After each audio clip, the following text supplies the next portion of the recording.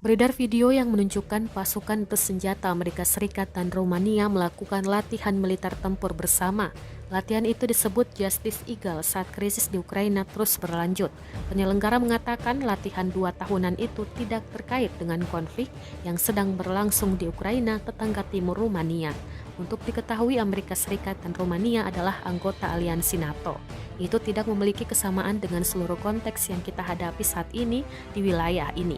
Ini adalah latihan, kata Kolonel Adrian Costaru dari Brigade Infanteri ke-9 Angkatan Darat Rumania. Skenario itu 100% fiksi dan 100% defensif. Invasi Rusia ke Ukraina sudah memasuki hari ke-16 pada Jumat 11 Maret 2022. Seperti diketahui, Moskow menyerang Kiev sejak Kamis 24 Februari 2022 lalu. Presiden Ukraina Volodymyr Zelensky mengatakan pihak berwenang Ukraina berhasil mengevakuasi hampir 40.000 orang lagi pada Kamis 10 Maret 2022 dari 5 kota lainnya.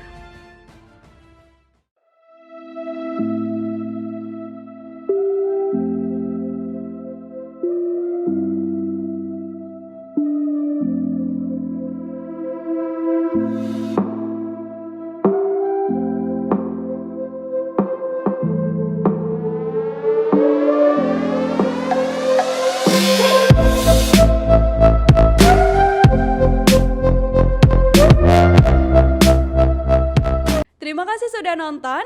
Jangan lupa like, subscribe, dan share ya.